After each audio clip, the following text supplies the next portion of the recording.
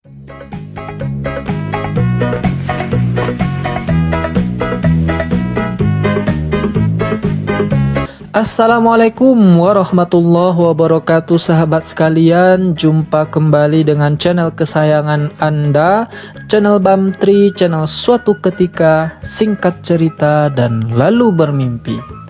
Baik sahabat sekalian, sebelum saya tampilkan video dari narakoplak si Oncop hari ini, saya mau menyapa dulu antum semua dari Sabang sampai Merauke. Bagaimana kabarnya? Semoga baik-baik saja, sehat walafiat, tidak kurang satu apapun. Dan yang tak kalah pentingnya adalah semoga Anda semua dalam keadaan ngakak. Kalau belum ngakak, silahkan berkunjung ke channel ini dan jangan lupa sarapan terlebih dahulu. Setelah itu baru klik tombol subscribe, like, dan share. Share ke semua media sosial yang Anda punyai, Facebook, Twitter, WhatsApp, dan sebagainya. Silahkan di-share terlebih dahulu.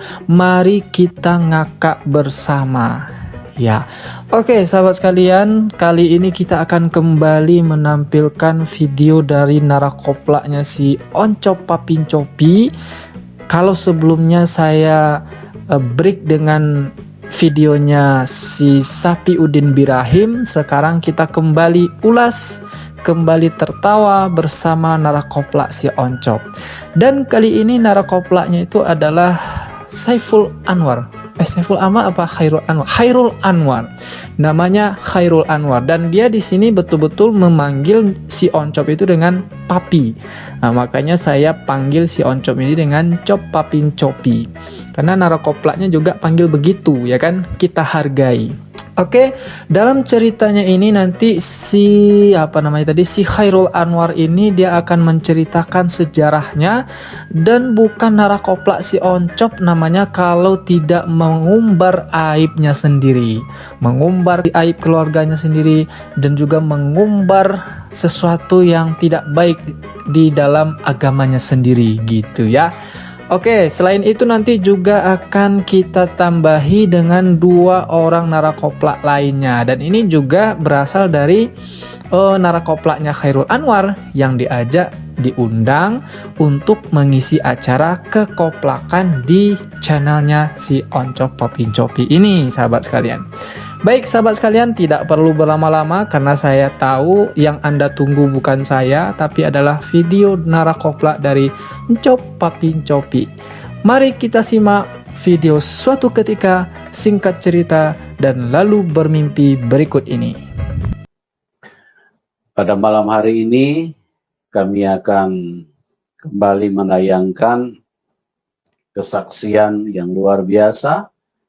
Dan kisah ini adalah sebuah kisah yang sangat spektakuler. Dongeng-dongeng. Di mana kisah ini tentunya tidak lepas daripada Dongeng-dongeng. nanti kita akan dengarkan ini kisahnya yang luar biasa ini, bagaimana sebetulnya Tuhan bekerja di tengah-tengah mereka. Wah, itu kutukan Tuhan Yusuf Manabulu. Memang Tuhan Yusuf Manabulu kan beda dengan Tuhan saya. Oke, kita sambut dulu narasumber kita, Bapak Khairul Anwar, dan juga ya Pak Khairul Anwar. Selamat malam, Mas Khairul. Selamat pagi, dunia tipu-tipu. Kemarin ketika saya pulang hari Jumat ya. Hari Jumat kita pulang. Saya potong dulu sahabat semuanya. Saya hanya memastikan apakah Anda sudah sarapan karena dongengnya akan segera dimulai. Maka sekali lagi saya mengingatkan Anda untuk sarapan terlebih dahulu ya.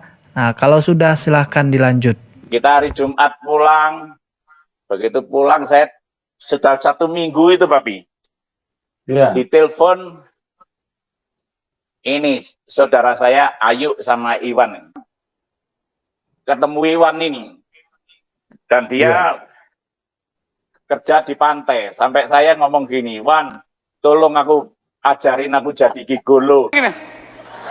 Tolong aku ajarin aku jadi gigolo. Tolong aku ajarin aku jadi gigolo. Najis, najis, najis. Jangan ketawa Pak, sadar, sadar, sadar.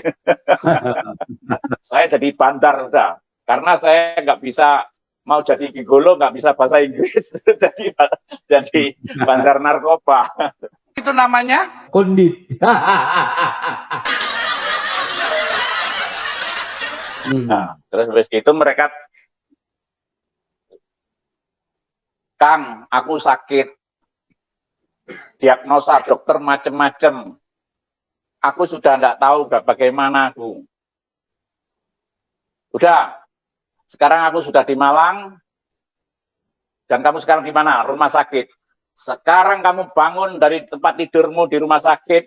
Dan aku perintahkan di dalam nama Tuhan Yesus, hari ini kamu sembuh, datang ke rumah. Iya Kang, Yes. hari ini aku datang ke rumah. Langsung dengan imannya dia datang, dijemput suaminya, Wan, tolong itu istrinya dijemput, istrimu sudah sembuh, hari ini ke rumah. Akhirnya ke rumah, saya ajarin jadi gigolo. Koplak nggak? Koplak nggak? Ya koplak lah. Masa orang tadi minta ajarin gigolo, ketika berdoa kepada Tuhannya langsung makbul. Inilah kelebihan narakoplak si Oncopnya. Belum narakoplak si Oncop namanya kalau belum koplak ceritanya. Kita lanjut. Dan aku perintahkan di dalam nama Tuhan Yesus, hari ini kamu sembuh, datang ke rumah. Akhirnya ke rumah, saya ajarin jadi gigolo. Ayu ngomong gini, Kang, ini selama ini yang aku cari. Selama ini aku dituntun orang rambutnya orang pakai jubah putih. Tapi dia gak ngomong Kristen. Gigolo. Haleluya.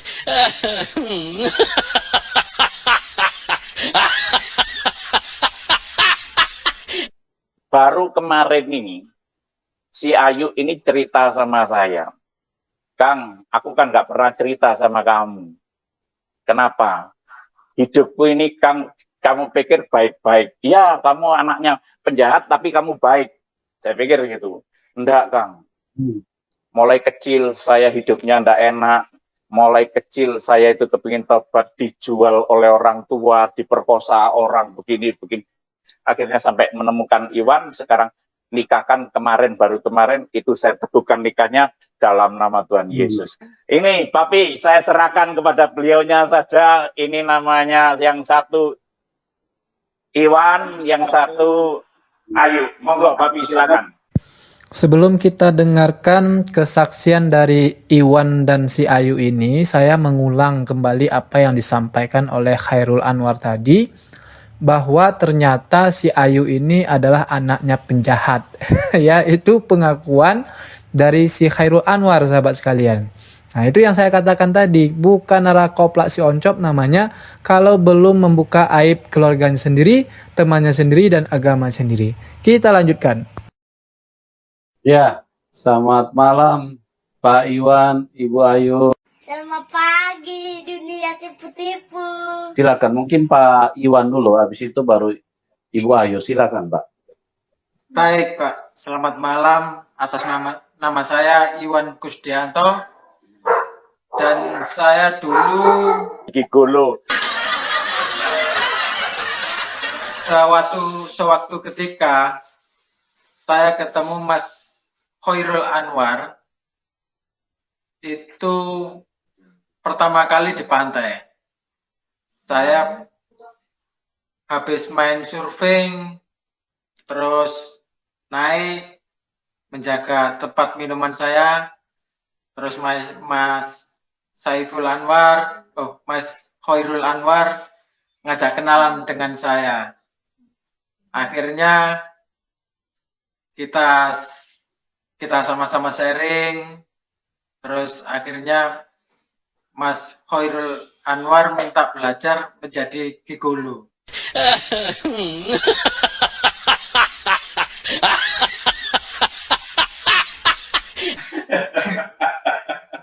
Jangan ketawa Pak, sadar, sadar, sadar. Dan saya ya bahasa Inggrisnya masih kurang bagus, tapi saya tetap saya ajarin sebisa saya mungkin, saya bantu. Akhirnya setiap malam saya ajak dugem karena Mas Khairul Anwar ini orangnya memang orang rusak.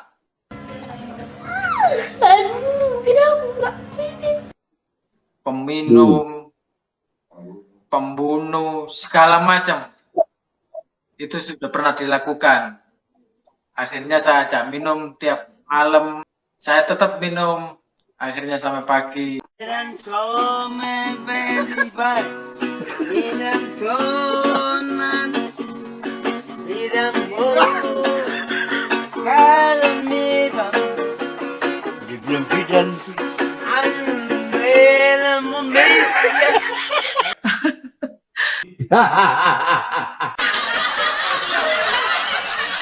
Nah, oke, sekarang kita ke Ibu Ayu dulu ini.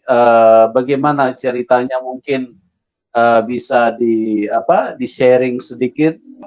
Perjalanan saya selama ini ya, kalau ditulis sih panjang sekali Pak ya, tapi mungkin mungkin akan saya rangkum berapa. Jadi begini Pak, dari kecil itu memang keluarga memang cukup.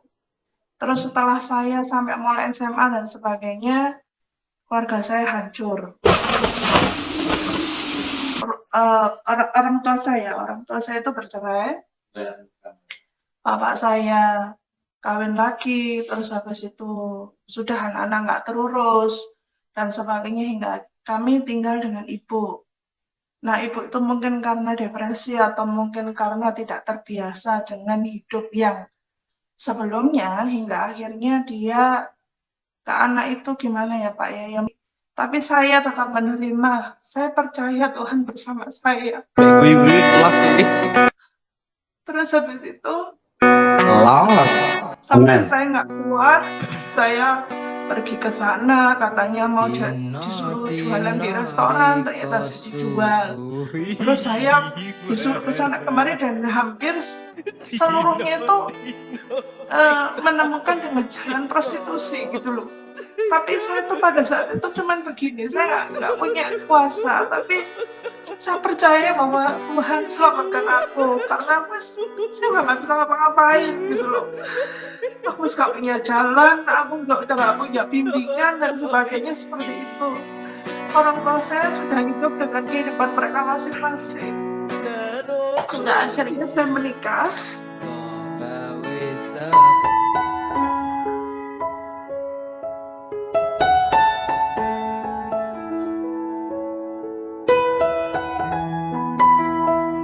Saya menikah yang pertama, saya punya anak satu dan kenyataannya saya pikir pernikahan itu akan menyelamatkan saya. Maksudnya saya tuh nggak, ada yang mengayomi gitu loh Pak, karena pada saat itu makan aja saya nggak bisa. Terus saya menikah gitu. Setelah saya menikah, ternyata pernikahan itu nggak seindah yang saya pikirkan.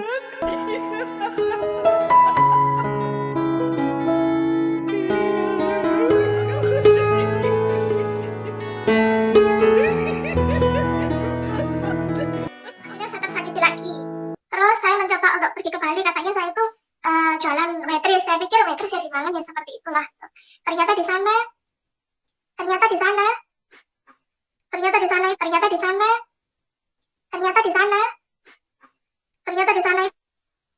akhirnya dengan Mas Khairul mengenalkan saya dengan Mas Iwan, akhirnya kita menikah dan kita mempunyai satu umur 7 tahun, laki-laki Pak. Alhamdulillah. Terus habis itu saya dikenalkan, saya menikah, saya ingin memulai hidup baru. Memulai hidup baru bersama si Iwan pemabuk dan juga pelatih gigolo ini ya. Nah, hidup barunya itu bagaimana ya, nggak jauh-jauh dari mimpi. Ada yang mengatakan selalu menuntun saya untuk jangan, seperti menasehati seperti seorang bapak gitu loh di dalam hati saya. saya terus bertanya, ini sopo sih, ini sopo, siapa. Dan setiap kali saya akan mengalami kesakitan atau mengalami rintangan atau ujian atau apa, itu selalu diingatkan. Tapi saya hanya berpikir pada saat itu, oh paling kebetulan. Saya selalu seperti itu. Terus saya ajari, saya merasa seperti itu yang sangat itu sudah 15 tahun namanya. Ada seperti bapak dalam diri saya itu bicara seolah-olah itu orang itu yang bisa saya ajak komunikasi, bisa saya ajak sharing seperti itu. Karena kalau saya cerita ke orang lain, aduh, gak mungkin. Dan mau kemana saya mau cerita tentang kesengsaraan saya. Terus saya sholat itu sepertinya di depan saya itu, jika saya memejamkan mata itu ada orang berjubah putih. Dia itu pakai kerudung, tapi kerudungnya itu agak maju. Kerudungnya itu agak maju gitu, tapi saya nggak ngeliat mukanya. Saya tanya, sebenarnya siapa?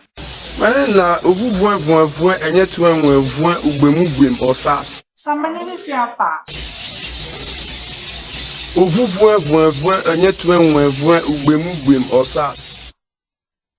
Dia jawab, kamu nggak perlu tahu siapa saya akan menuntun kamu.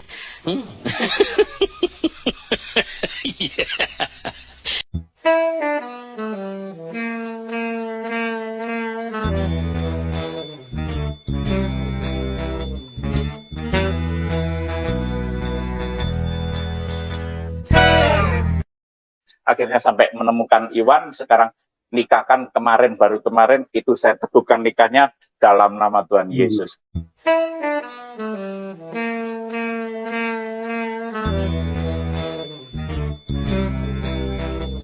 Terus saya sholat itu sepertinya di depan saya itu, jika saya memejamkan mata itu ada orang berjubah putih. Itu namanya Kondit.